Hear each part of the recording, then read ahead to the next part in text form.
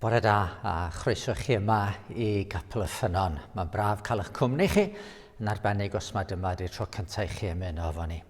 Da ni yma'n eglwys sydd yn dymuno addoli Duw ac yn edrych ymlaen at adeg pan fyddwn ni'n cael ymgasglu efo'n gilydd i'w addolio. Mae'n rhywbeth rhaid rhyfedd yn oes ynglyn â'r syniad o bod ni fan yma yn cyfarch arglwydd yr arglwyddi a brenin y brenhinoedd. Ac eto mae Duw am gwrdd â ni. Gwrandwch ar eiriau o'r 8fed Salm. O arglwydd ein ior, mor ardderchog yw dy enw ar yr holl ddaear. Gosodais dy ogoniant uwch y nefoedd. Codais dy amddiffyn rhag dy elynion, o enau babanod a phlant yn signo, a thawelu'r gelyn ar dialydd. Pan edrychaf ar y nefoedd, gwaith dyfysedd y llwyr a'r ser a roddais yn ei lle. Beth yw mei drolyn I ti ei gofio, a'r teulu dynol I ti ofalu amdano? Eto, gwnaethos di ychydig I slaw Duw a'i goroni ag ogoniant ac anrhydedd. Rhoes iddo awdurdod ar waith dy ddwylo a gosod popeth dan ei draed, defaid ac ychen I gyd, yr anifeiliaid gwylltion hefyd. Adar y nefoedd a physgod y môr a phopeth sy'n tramwyo llwybrau'r dyfraidd. O arglwydd ein ior, mor ardderchog yw dy enw ar yr holl ddaear. Da ni'n cael canmol enw Duw. Un o'r pethau da ni'n mwynhau wneud ydy canu. Wrth gwrs mae'r llywodraeth yn dweud na chawn ni ddim canu pan ddawn ni at ein gilydd. Ac eto, trwy gyfrwng y we, mi gewn ni ganu adre. Felly, beth am ymuno I ganmol yn harglwydd? O am dyfodau fil ar gan I prynwr, I roi mas fawl ag ogoniant fy arglwydd glân, gorchestion mawr ei ras.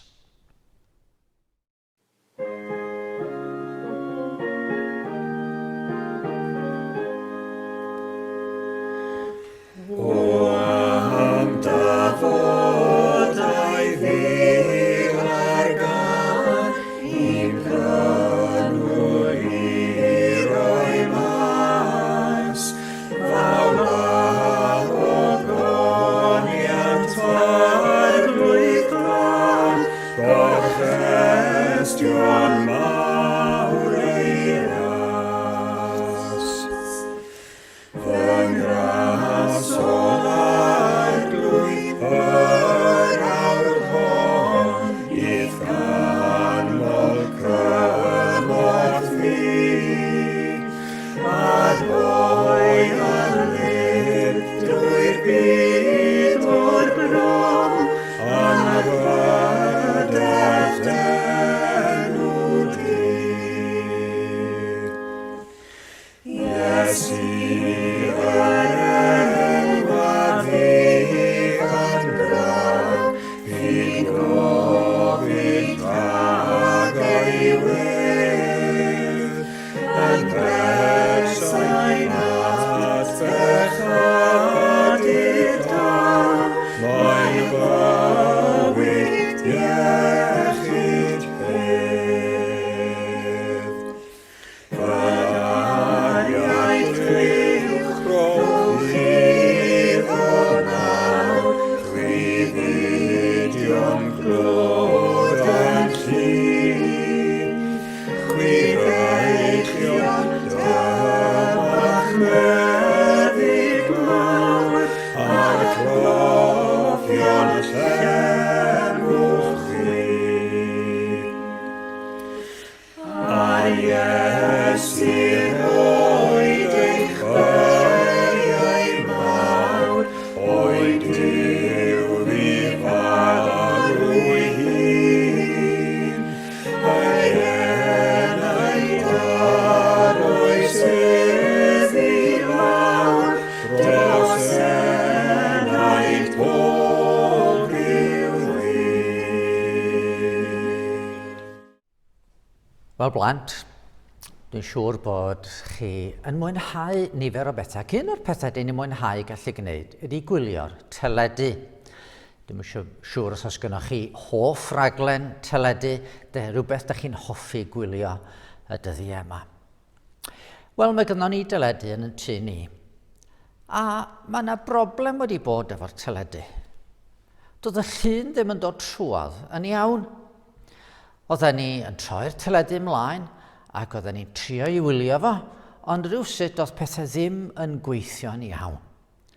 A dyma ni'n gorfod galw rhywun mewn a holi beth sydd o'i le. A dyma hwnnw'n dangos i ni beth oedd o'i le. Rwy'n ddim yn gwybod os ydych chi wedi gweld, ond ar ben sawl tŷ, mae gennych chi rhywbeth tebyg i hwn. Aerial, da ni'n ei alw fo. A mae rhaid i hwn fod ar ben y tŷ, a weiren yn dod o'r aerial lawr fewn i'r tŷ a fewn i'r teledu. Fel bod ni'n gallu gweld y rhaglenni. A mae'r signals yn dod o'r rhai sy'n cynhyrchu'r rhaglen. A mae'r signal yn dod a mae'n cyrraedd yr aerial, a mae'r aerial wedyn yn cymryd y signal i lawr i'r teledu. A'n problem ni oedd bod hwn wedi torri, bod hwn ddim yn gweithio'n iawn. Ac felly beth rhaid ni'n neud oedd cael aerial newydd mwyn i ni allu gweld y teledu'n iawn. Oherwydd heb aerial fel yma, yna doedd dim modd i ni glywed beth oedd y bobl oedd yn gwneud y rhaglenni teledu eisiau ni glywed. Oedden ni'n gallu gweld y peth oedden ni eisiau gweld, y rhaglenni oedden ni eisiau gweld. A rwan, da ni wedi cael aerial newydd. Da ni'n gallu gweld y rhaglenni, da ni wrth yn bodd yn cael i gwylio. Rwan, un peth da ni'n neud fel pobl sy'n dilyn Iesu Grist ac yn caru'r arglwydd Iesu Grist ydy gweddio. Ac mwyn siarad efo Duw ac mwyn i Dduw siarad efo ni, da ni ddim angen aerial fel yna. Chos mae'r Beibl yn deitha ni fod Duw yn bresennol yn bob man. Mae yma yn agos at bob un ohono ni. Mae efo fi yma yn y capel, mae efo chi gartre. Mae o ble bynnag yda ni, mae Duw yna. A da ni'n angen ryw aerial special. Achos trwy Iesu Grist, da ni'n cael siarad efo Duw. A'r unig beth da ni'n gorfod gwneud ydy gofyn iddo fo, a mae yna yn gwrando arno ni. Da ni'n ffeindio bod yn help i ni gael llygyd pan da ni'n gweddio, achos mae pethau eraill yn gallu cymryd yn sylw ni. Wedyn da ni jyst yn cael llygyd, a da ni'n dweud arglwydd. Da ni'n dygaru di, a da ni isio gallu dy ddilyn di'n iawn. Ac wrth i ni siarad efo Duw fel ne, wrth i ni egluro weithiau pam da ni yn teimlo'n drist. Weithiau da ni'n deitha fo beth da ni isio. Weithiau da ni jyst eisiau diolch iddo fo bod o mor dda tuag ato ni. A da ni'n gallu gwneud hyn, a dyna beth da ni'n galw'n weddi. Da ni'n gweddio. A heddiw, da ni'n mynd i siarad dipyn mwy ynglyn â beth ydy gweddio yn y gwasanaeth. A dwi'n siŵr bod chi bob nos cyn mynd i gysgu, bod chi efo dad a mam yn cael cyfle i weddio. Ond rhywbryd, unrhyw adeg yn y dydd, pan da ni isio, da ni'n gallu siarad efo Duw, achos dyna am Iesu Grist wedi rhoi'r hawl i ni wneud pan da ni'n credu ynddo fo. Rwan, da ni'n mynd i glywed darlleniad o'r Beibl sydd yn sôn am weddi. Oedd y disgyblion, y rhai oedd yn ffrindiau i'r arglwydd Iesu ac yn mynd efo nhw, oedden nhw'n gweld Iesu yn gweddio. A dyma nhw'n gofyn iddo fo, plis i helpu nhw a'i dysgu nhw sut i weddio. Felly, da ni'n mynd i gael glywed darlleniad o Efengyl Luc ac o bennod 11. Luc, pennod 11, adnodau 1 i 3. Yr oedd ef yn gweddio mewn rhyw fan, ac wedi iddo orffen, dywedodd un o'i ddisgyblion wrtho. Arglwydd, disg i ni weddio, fel y dysgodd Ioan yntau i'w ddisgyblion ef. Ac meddai wrthynt, pan weddiwch, dywedwch, Dad, sancteiddiau'r denw, delet dy deyrnas, dyroi ni o ddydd i ddydd ein bara beunyddiol, a maddau ni ein pechodau, oherwydd yr ydym ninnau yn maddau bob un sy'n troseddu yn ein herbyn, a phai dan dwyn i brawf. Ynai, meddai wrthynt, pe bai un ohonoch yn mynd at gyfaill ganol nos ac yn dweud wrtho, Gyfaill, Rhofenthig tair torth i mi, oherwydd y mae cyfaill i mi wedi cyrraedd acw ar ôl taith, ac nid oes gen i ddim i'w osod o'i flaen. A phe bai yntau yn ateb o'r tu mewn, paid am blino. A mae'r drws erbyn hyn wedi ei foltio am plant gyda mi yn y gwely. Ni allaf godi i roi dim i ti. Rwy'n dweud wrthych, hyd yn oed os gwrthyd ef godi a rhoi rhywbeth iddo o achos ei cyfeillgarwch. Eto oherwydd ei deyrni di-gwylydd, fe fydd yn codi ac yn rhoiddo gymaint ac sydd arno ef eisiau. Ac rwyf yn dweud wrthych, gofynnwch ac fe roddir i chwi. Ceisiwch ac fe gewch, curwch ac fe agorir i chwi. Oherwydd y mae pawb sy'n gofyn yn derbyn, a'r sawl sy'n ceisio yn cael, ac i'r un sy'n curo agorir y drws. Os bydd mab un ohonoch yn gofyn i'w dad am bysgodyn, a rydd iddo ef sarth yn ei lle pysgodyn, neu os bydd yn gofyn am wy a rydd iddo ef ysgorpion, am hynny, os ydych chwi sy'n ddrwg a medru rhoi rhoddion da i'ch plant, gymaint mwy yr rhydd y tad nefol yr ysbryd glân i'r rhai sy'n gofyn ganddo. Wel, fel o'n i'n deud wrth y plant, thema'n gwasanaeth ni heddiw ydy gweddi. Ac un o'r cwestiynau sy'n gallu blino pobl ydy, sut mae modd i ni, fel rhai sydd mor aml wedi torri deddfe Duw, wedi methu ei garu o'n iawn a methu a charu yn gilydd yn iawn, sut fedrwn ni ddisgwyl i Dduw wrando arno ni? Mae'r emyn nesaf yn gofyn y cwestiwn hwn. A Duw mor fawr, mor dda, dyn ni yn bechaduriaid. Ac eto, ebyn y trydydd pennill, dyn ni dod at yr ateb. Mi fedrwn ni ddod at Dduw trwy Iesu Grist, sydd wedi marw mwyn i ni gael yr hawl i ni ddod ato fo. Pa fodd y meiddiaf nesu a thithau'n Dduw mor lân, dy enw yn sancteiddrwydd, dy natur ysol dan. Sut galla fentro'n agos at un a'i byrdeb sydd fil miloedd gwaith disgleiriach na heilwen ganol dydd. Amen.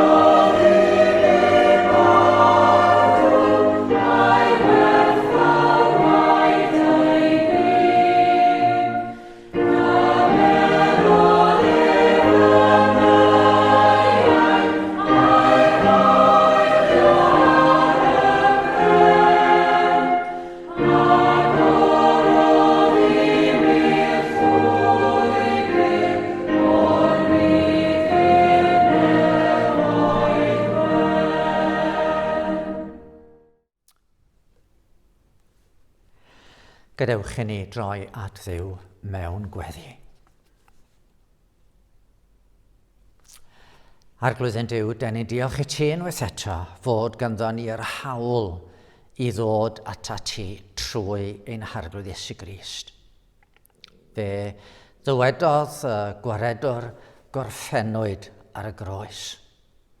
Ac wrth iddo ddeud y gair yna fe rwygwyd llen y deml, y llen oedd yn gwahanu pobl oddi wrth i ti. Neb yn cael mynd fewn oherwydd y llen trwchus. A dy fod ti'n Dduw sancta ddanine yn bechaduriad. Ond fe rwygwyd y llen fel arwydd yn bod ni bellach yn cael dy alw di'n dad trwy ein harglwydd Iesu Grist. Am iddo fo gymryd yn beie ac am i ni felly gael maddeuant a chael dod yn blant i ti. A da ni mor ddiolchgar i ti y bore yma am waredwr cryf i rai fel ni. Heb Iesu Grist ddod i'r byd, pa obaith fydde gennym ni i gyfarch arglwydd yr arglwyddi. Heb i'r gwaredwr ddod fel oen Duw i ddwyn ymaith bechodau'r byd. Pa obaith fydde gennym ni i gredu am eiliad a gallet ti wenu arno ni mewn unrhyw fodd. Ond am fod y gwaredwr wedi dod, dyn yna y bore yma'n cael troi ata ti ac yn cael ceisio dy drigaredd di o'r newydd. A dyn ni'n dod o fyd sydd angen trigaredd o Dduw yn tad. Ble bynnag y gwelwn ni, yr edrychon ni o Dduw yn tad, dyn ni'n gweld gofid, dyn ni'n gweld poen, dyn ni'n gweld anghydfod a dyn ni'n gweld pryder. Ac arglwydd, dyn ni'n edrych i fewn i'n calonau ni'n hunain ac yn gwybod bod ni'n hefyd yn gymaint rhan o'r broblem ag unrhyw un arall. Dyn ni yn cael ein hawdd i anghofio di.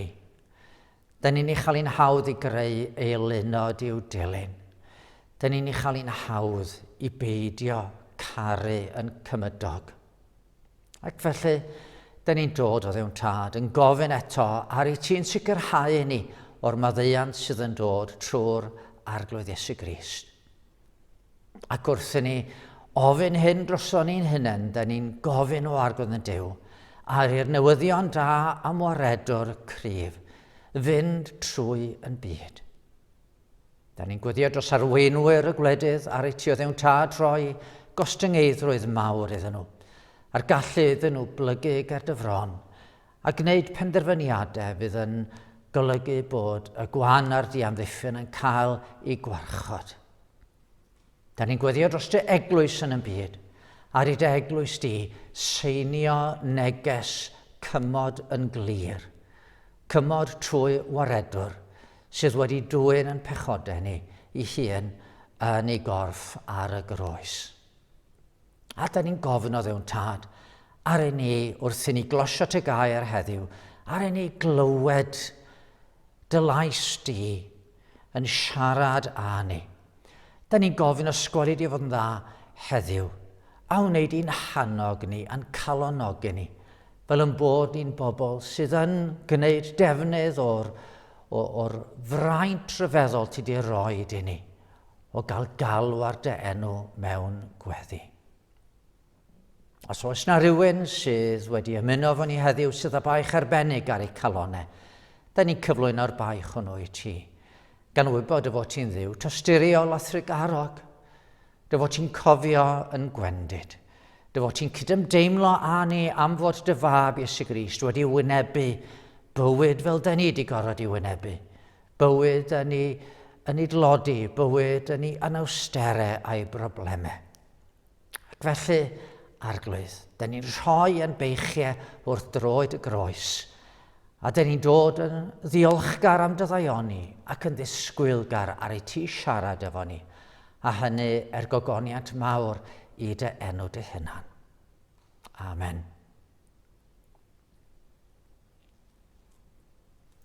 Wel, cyn troi at yn pregeth ni heddiw, da ni am ganu emyn sy'n yn atgoffa ni ble mae Iesu ar hyn o bryd.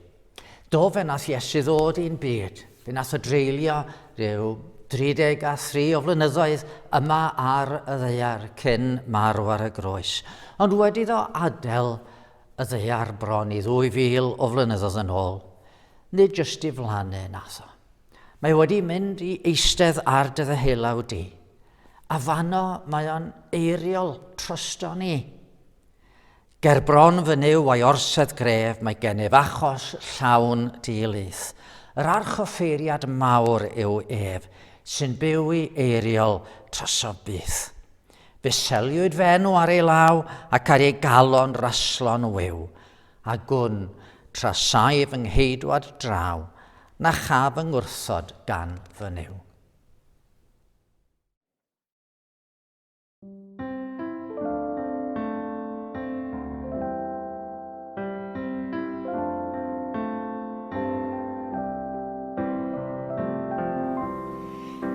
Bron fy niw a'i orsedd gref, mae gennyf achos llawn dilyth, yr archoffeiriad mawr yw ef, sy'n byw i'r eiriol drosodd byth.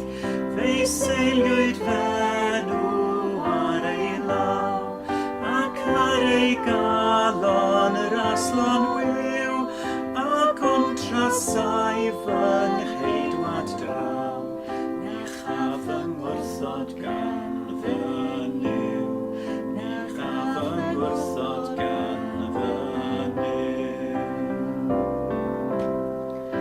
O Satan ddaw i'n bwrwila, gan feio ar fy nghalon di, edrych a ddri i weld yna, sy'n cuddio be a'i li, a nid i aiog fynd i'r groes, caiff enau deuog ei ryddhau, dyw'r cyfiawn un ar y sail y loes, o'i weledydd sy'n maddau man, o'i weledydd sy'n maddau man. Yr oen gyfodwyd naw, cyfiawnder perffaith i mi yw, yr ydwyf di-gyfnewid mawr, brenin gogoniant grasol ddiw. Yn un ag efnydd rhenga fi, a'i waed y branwyd fan a'i drud, cuddiwyd fy mywyd ynddo fi, yng Nghrist fy niw a cheidwad fi, yng Nghrist fy niw a cheidwad fi. Yn un ag efnydd rhenga fi, a'i waed y branwyd fan a'i drud, cuddiwyd fy mywyd ynddo fi, yng Nghrist fy niw a cheidwad fi, yng Nghrist fy niw a cheidwad fi.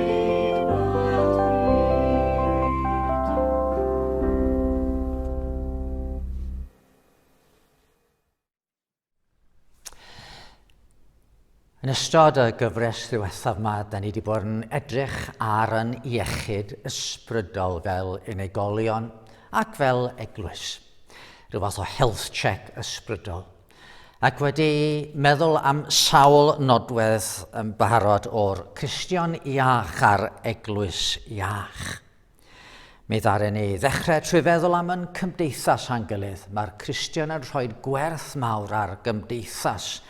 Cymdeithas efo Duw a chymdeithas efo Cristnogion eraill. Wedyn, dyma ni'n edrych ar y gwirionedd. Da ni'n rhoi pwys mawr ar y ddeall y gwirionedd. Yna ar addoliau, sut mae addoli'n gallu cynhesu'n calonau ni. A'r tro dwytha, oedden ni'n meddwl am sut da ni'n gwasanaethu yn gilydd. Nodwedd arall o fywyd eglwys iach, bod ni yn gofalu am yn gilydd ac yn gwasanaethu yn gilydd. Heddiw, da ni'n troi at y bumed nodwedd, sef gweddi. Wrth drefn naturiol pethau. Dwi'n meddwl mae dyma fyddai'r olaf o'r nodweddion byddwn ni'n edrych arni hi. Ond, da ni fel eglwys yma ym Mangor wedi dechrau ar fis o weddio arbennig. Gweddi ynghyd ag ympryd mwyn ceisio wyneb yr arglwydd efo'n gilydd. Ac felly oedd hi'n addas bod y bregaeth yma'n dod ar ddechrau y mis o weddi arbennig. A ble bynnag y ffeindiwch chi Gristnogion, chi'n gweld, fe ffeindiwch chi i bod nhw yn gweddio. Fel unigolion, da ni'n gweddio ar ôl cael drws ar y byd i geisio wyneb yr arglwydd mewn gweddi. Ac fel Cristnogion, yn dod at yn gilydd hefyd, gyda'n gilydd, da ni'n dod i geisio wyneb yr arglwydd. Da ni'n ymgasglu i alw ar Dduw efo yn gilydd. Mae gweddi yn rhywbeth da ni'n gwneud fel rhai sydd yn dilyn yr arglwydd Iesu Grist. Ac eto, da ni gyd yn gwybod fod gweddïo'n gallu fod yn beth anodd i wneud yn dydy. Dyna be welodd y disgyblion. Oedden nhw wedi gweld Iesu'n treulio oriau yn ceisio wyneb i dad. Weithiau bydde fo allan drwy'r nos yn gweddio. Oedden nhw'n gweld mae dyna lle oedd o'n cael gafel ar y nerth oedd ei angen i gyflawni i weinidogaeth. A roedd y disgyblion yn teimlo'n ddigon annigonol. Ac felly, yn y darlleniad glywson ni, dyma ni'n gweld yr oedd ef yn gweddio mewn rhyw fan ac wedi ddorffen, dywedodd un o'i ddisgyblion wrtho, arglwydd, disg i ni weddio. Fel y dysgodd i o'n entai i'w ddisgyblion ef. Oedden nhw'n teimlo bod yna rhyw gyfrinach, oedden nhw eisiau dod o hyd iddo fo, ac oedden nhw eisiau gwybod yn well sut mae gweddio. A mewn ymateb, dyma'r arglwydd yn rhoi patrwm o weddi iddyn nhw, gweddi'r arglwydd, da ni gyd yn gyfarwydd â hi, ond hefyd fe roddodd o lawer o ddysgeidiaeth ar wahanol adegau, trwy ddamhegion gwahanol, fel dameg y cyfaill ganol nos yn y darlleniad yma, neu mae yna un arall yn does am wraig, weddw a barnwr anghyfiawn. Damhegion yn sôn wrthon ni am weddi, ac mi nath o annog y disgyblion. Mae rhoi sawl anogaeth. Gofynnwch ac fe roddir i chi, ceisiwch ac fe gewch, curwch ac fe agorir i chwi. Felly, bore yma, da ni am geisio meddwl ychydig bach am be di gweddio a sut fedrwn ni gael help i fedru gweddio yn iawn. A'r beth cyntaf dwi eisiau ddeud ydy, mae gweddi yn gymundeb efo Duw. Dyma'r peth cyntaf dwi am bwysleisio. Mae hi mor hawdd gwneud gweddi yn just rhestr siopa bron, rhestr o geisiadau i fynd at y Dduw. Ryn y fath mae plentyn yn ysgrifennu llythyr at Sion Corn, ac yna ar fore Nadolig bydd yn gweld, wel, be mae hwnnw wedi dod, tybed ydy o wedi dod a be o'n i'n gofyn amdano fo. Ac nad ydy'r dyn barfog efo cot goch lais ddim wedi aros i siarad efo'r plentyn, dim ond wedi bwyta'r mince pie a chymryd y foronen ar gyfer Rudolf. Felly, da ni wedi anfon yn rhestr i Dduw, a gawn ni weld be fydd o'n gadael ar yn cyfer ni. Wel na, nid dyna ydi o. Nid Duw fel yna ydi o. A nid ffeindio rhyw fformula iawn o eiriau i'w hadrodd, fel mae rhywun yn rhoi rhyw rifau pin i mewn i beiriant yn y wal mwyn cael arian. Nid dyna ydi gweddi yn ac i. Mae'r patrwm nath yr arglwydd roi i'w ddisgyblion yn cychwyn efo'r geiriau ein tad. Ac fod gair tad i rai pobl yn ddychryn a gofid am iddyn nhw gael eu camdrin gan eu tadau naturiol. Yn y Beibl, Duw ydy'r tad perffaith sydd yn ofalus o'i blant. Mae'n caru ni a chariad tragwyddol. A mae hynny'n golygu perthynas yn dydy. Perthynas. Meddyliwch enghraifft am y ffordd mae Ioan yn ysgrifennu wrth Gristnogion yn y ganrif gyntaf. Mi oedd Ioan yn disgrifio ei hun fel y disgybl yr oedd Iesu'n ei garu. Ac felly wrth ysgrifennu llythyr ymellach ymlaen at Gristnogion, mae'n dweud, yr hyn yr ydym wedi i'w weld a'i glywed yr ydym yn ei gyhoeddi chi hefyd, mwyn i chwytha gael cymundeb â ni'r apostolion, ac yn wir y mae'n cymundeb ni gyda'r tad a gyda'i fab ef Iesu. Hanfod Cristnogaeth ydy cymundeb, perthynas fyw a real. Ac felly mae gwir weddi yn dechrau efo'r ymwybyddiaeth yn bod ni yn dod i mewn i bresenoldeb Duw. Nid cerdded fewn i Tesco efo'n rhestr siopa, ond dod i gwmni y Duw tragwyddol. A mae hynny'n swnio beth od yn dydi. Mae'n swnio beth rhyfedd. Mae'r gair Saesneg weird yn cyfleu'r peth. Ni fan yma yn siarad efo arglwydd yr arglwyddi a brenin y brenhinoedd. Dyw'r Beibl ydy'r un sydd wedi creu'r bydysawd. Di nef y nefoedd ddim yn ddigon i'w gynnwys o. Mae o dragwyddoldeb i dragwyddoldeb yn dduw sanctaidd, gogoneddus, gyda'r seraffiaid yn ei addoli gan guddio i wynebau rhag y gogoniant rhyfeddol sydd yn iddo fo. A dyna oedd y salm o'n i darllen ar y dechrau, ynde? Roedd Dafydd wrth feddwl am hyn yn syllu i fyny ar y ser a dweud, pan edrychwyf ar y nefoedd, gwaith dyfysedd, y llwyr a'r sel yr rhai o'r deiniais, pa beth yw dyn? I ti yw gofio, a mab dyn i ti ymweld ag ef. Sut mae'n bosib i ni gael cymundeb â Duw? Ac eto, mae yna ffordd. Mae yna ffordd i ni gael cymundeb efo Duw trwy Iesu Grist.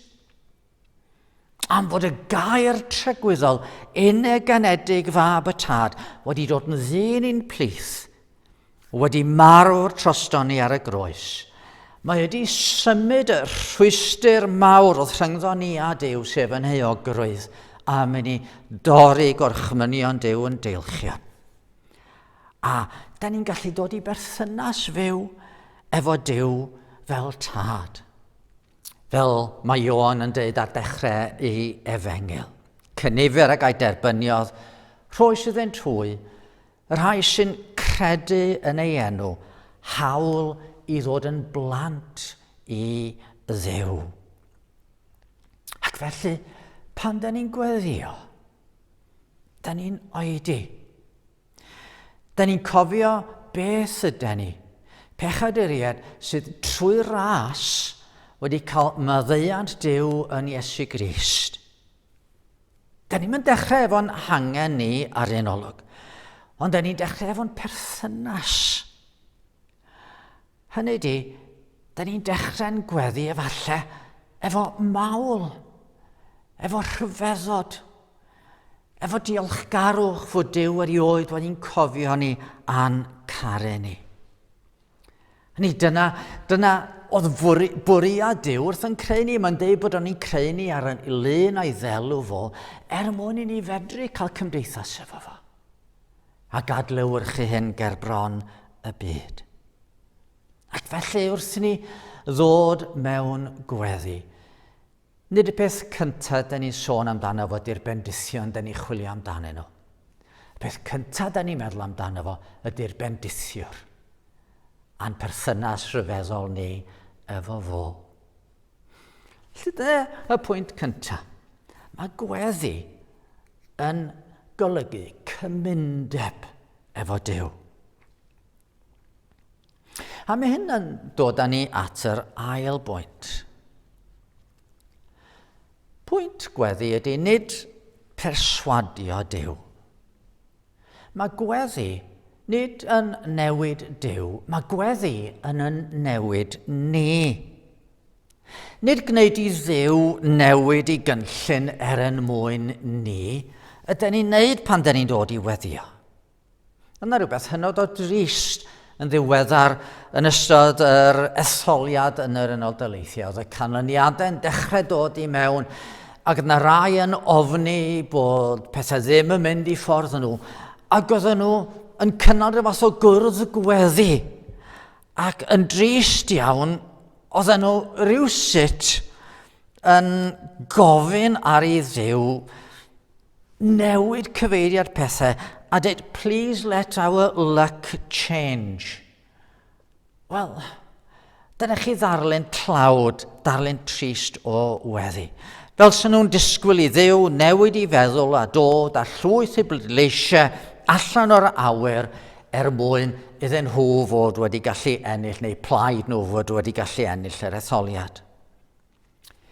Nid fforsio braich Duw ydy gweddi, a tydi Duw ddim wedi rhoi'r hawl I ni ofyn iddo fo yn ddi-feddwl.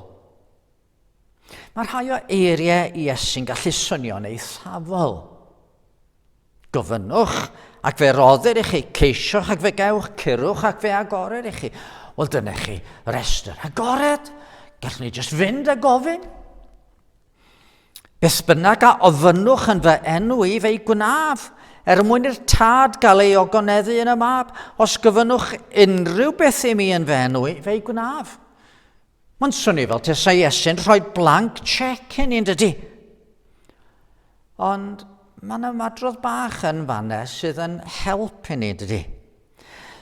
Os gofynnwch yn fy enw I, medda fo. Yn fy enw I. Chi'n weld, da ni'n gwybod fod yna rai pethau, da ni ddim fod gweddio amdanyn nhw. Mae Tom Sawyer neu Capel y Ffynnon, dwi'n yn cofio pa un ohono yn dweud, wel na, di gweddi ddim yn gweithio, dwi wedi trio hwnna. Nes I ofyn I Dduw am gyllell boced a nes I ddim cael gyllell boced. Wel, da ni'n gwybod mae nid peth felly ydi gweddi yn dydyn ni. Falle'n fwy penodol gallen ni sôn am eiriau Iago yn I lythyr. Nid ydych yn cael am nad ydych yn gofyn, oedd yn dweud fod pobl ddim yn gwneud digon o ddefnydd o weddi, a wedyn mae'n dweud, a phan fyddwch yn gofyn, nid ydych yn derbyn, a hynny am eich bod yn gofyn ar gam, a'ch bryd ar wario'r hynna gewch ar eich pleserau. Mae o yn dweud wrth rhain, da chi'n gofyn yn anghywir, da chi'n gofyn am y pethau anghywir. Felly, nid just blank check. Meddyliwch am yr ymadrodd yn fy enw I. Y dyddiau yma, mae yna gynrychiolwyr y Llywodraeth yn mynd I gyfarfod cynrychiolwyr yr Undeb Ewropeaidd I drafod Brexit.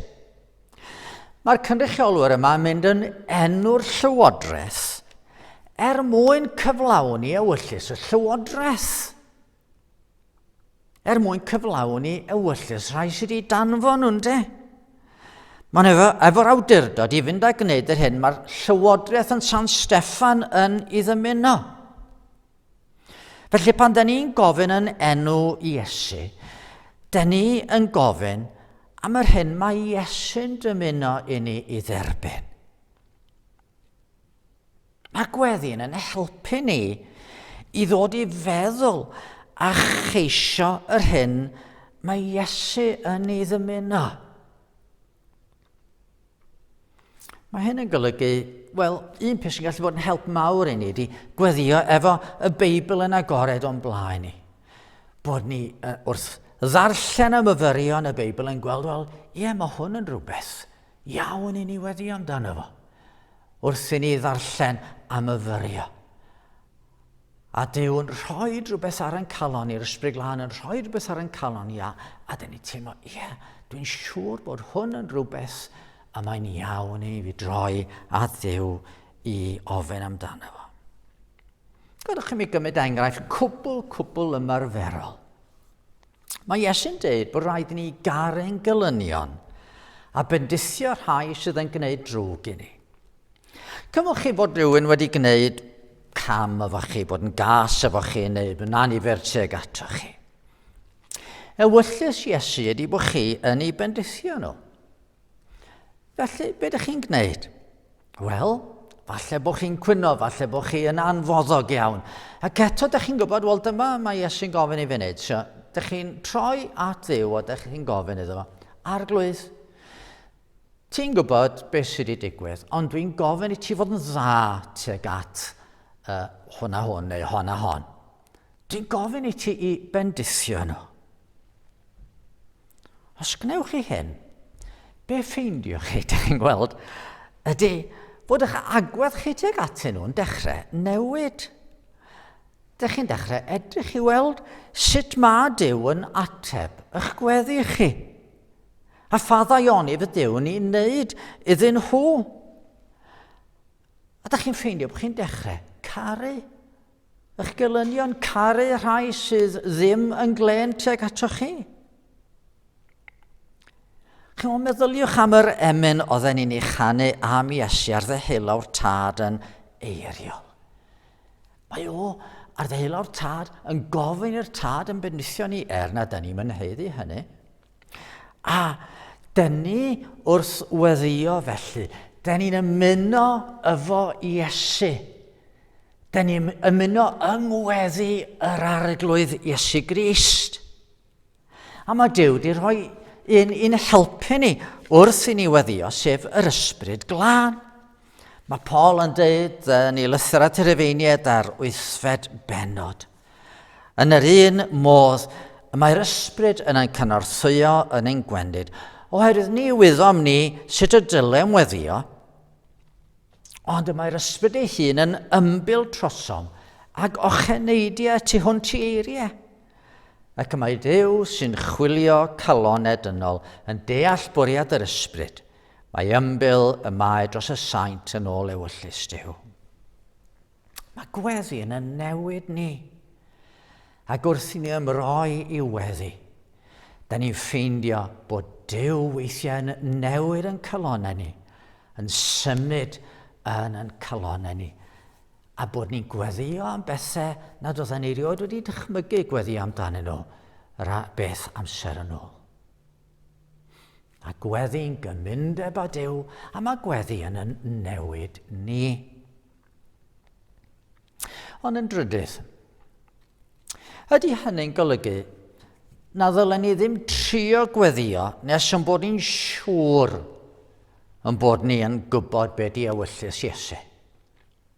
Wel na. Mae gweddi yn cynnwys gofyn, a gofyn beth sydd ar yn calon ni. Dod at yn tad yda ni. A da ni'n gwybod fod Duw yn dad da, yn dad trigarog, yn raslon tu hwnt. Mae'n gwahodd ni i ddeud wrtho fo beth sydd yn calonau ni ac i agor yn calonau ger i fron. Dyna oedd yn y darlleniad ar un i glywed yn de. Os bydd mab un ohonoch yn gofyn i'w dad am bysgodyn, a rydd fydd y sarff yn lle pysgodyn, neu os bydd yn gofyn am wy, a rydd fydd y sgorpion.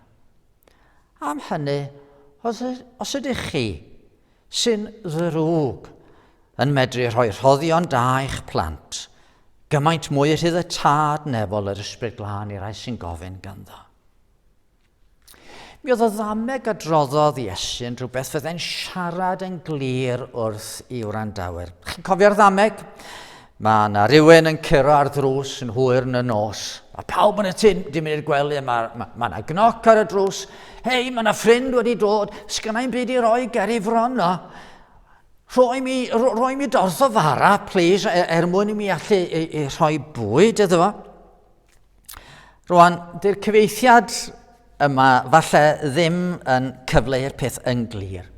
Chi weld, bara oedd cyllell a fforc y dydd hynny.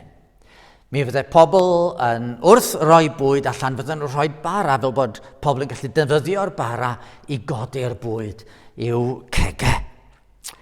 Ac mewn pentre yng Nghalilea, mi fyddai pawb yn gwybod pwy oedd wedi bod yn pobi bara y diwrnod hwnnw.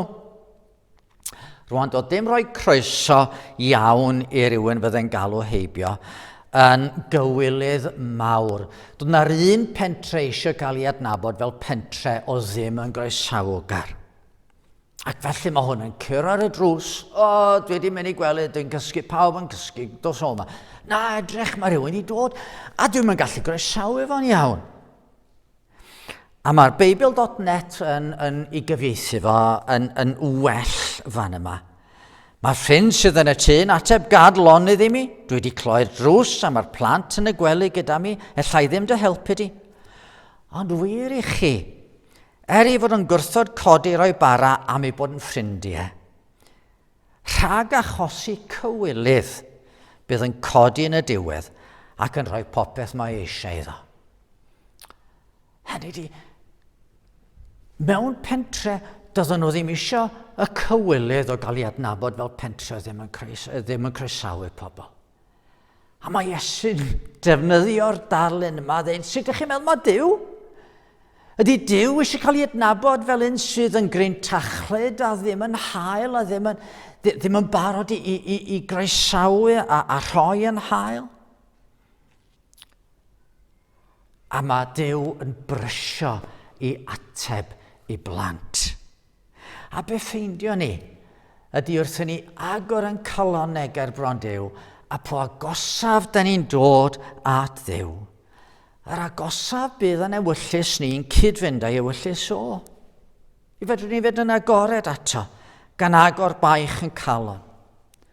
A da ni'n gwybod weithiau bydd o'n ateb trwy ddeud na i'n cais ni. Bydd o'n dweud na dim dyna wyt ti angen. Mae gynna i rhywbeth gwell ar dy gyfer ti. Weithiau, mi fydd Duw yn dweud, ie, ti wedi gofyn am hwn a dwi am ei roi o i ti. A mi fyddwn ni'n ffeindio bod yn gweddi'n cael ei hateb yn sydyn. A dro arall, be bydd yn digwydd ydy fydd Duw yn dweud, wel, dim eto. Aros ychydig. Ac wrth i ni aros, fyddwn ni'n gweld fod Duw yn dysgu ni. Bydd o'n dysgu amynedd i ni. Bydd o'n dysgu ni i ymddiried ynddo fo. Ac weithiau bydd o'n newid yn calonau ni, fel y byddwn ni yn newid yn dymuniadau. Dyna ffeindiodd Paul, da chi'n gweld. Oedd ganddo fo ryw wendid, ryw swmbl yn y cnawd, ac oedd o'i gofyn a gofyn ar ei Dduw y symud o. A dyma Duw dweud, na. Digon i ti fy ngrasi, medde Duw. Mi bydd yng ngrasi'n dy gynnal di ac yn dy gadw di. A mi ffeindiodd Paul bod na fwy o lawenydd i'w gael wrth bwyso ar drigaredd Duw na chael ei ryddhau o'r swmbl yn y cnawd. Mae cymaint mwy sydd i ddeud ynglyn â gweddi, ond does dim amser rwan. Ond gadewch i ni geisio meddwl mwy am yn gweddio. A gadewch i ni wneud yn fawr o'r hawl sydd ganddo ni i droi at yn tad a threulio amser yn ei gwmni fo. A chi'n gwybod, ar adegau mae Duw wedi bendithio i bobl yn fawr iawn. A bron yn ddieithriad, be ffeindiwch chi ydy bod y bendithion mawr yma, boed o'n ddiwygiad, boed o'n adfywiad i'r eglwys. Mae'r bendithion mawr yma wedi dod ar ôl i bobl ddechrau gweddio. Chydig o gwestiynau i chi feddwl trwyddyn nhw. Ym mha ffordd yma gweddi yn gymundeb efo Duw? Nid jyst bod ni'n mynd efo'r adestr, ond bod ni'n cael cwmni Duw, bod ni'n gwrando arno fo, mae o'n siarad efo ni a ni'n siarad efo fo. Ym mha ffordd mae gweddi'n gymundeb efo Duw? Beth am fynd trwy weddi'r arglwydd a gofyn, sut mae gweddi'r arglwydd yn batrwm sy'n gallu bod yn helpu ni wrth i ni weddio? Meddyliwch be mae'n ei olygu i weddio yn enw Iesu. A sut mae gweddio efo'r Beibl yn agored o'n blaen yn helpu ni. A meddyliwch am enghreifftiau. Enghreifftiau gawsoch chi o Dduw yn ateb gweddiau. rhannwch yr enghreifftiau yma mwyn calonogi eich cyd Gristnogion. Wel, mi ganon ni emyn rwan. Emyn sy'n yn hannog ni i bwyso ar y Dduw. Ti yw'r hwn o randewi weddi, a ta ti y daw bob cnawd. Llef yr isel nes dirmygu, clywioch yn eidiau'r tlawd. Dy drigaredd sy'n cofleidio'r ddeiar faith.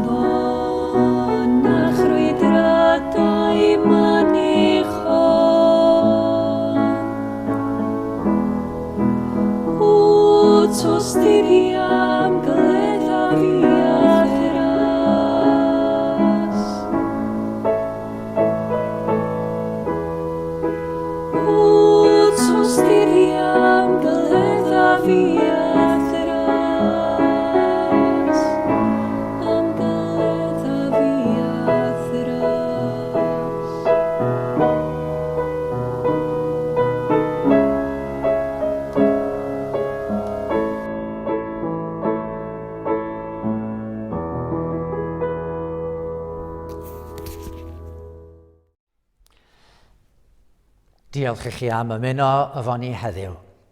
Os da chi am gysylltu efo ni, wel, croeso chi wneud hynny, mi fyddwn ni falch iawn o gael clywed ganddo chi. Gadwch chi'n roi'n hynny yn nwylo yr arglwydd i orffen yn gwasanaeth. Bydded i Dduw pob gras, sy'n cofio mae llwch yda ni, a sy'n tosturio wrtho ni fel y gymau tad yn tosturio wrth ei blant. Bydded iddo'n gwneud ni'n bobl sy'n pwyso arno o ddydd i ddydd ac yn profi i fendith wrth iddo lywyrchu wyneb arno ni trwy Iesu Grist ein harglwydd. Amen.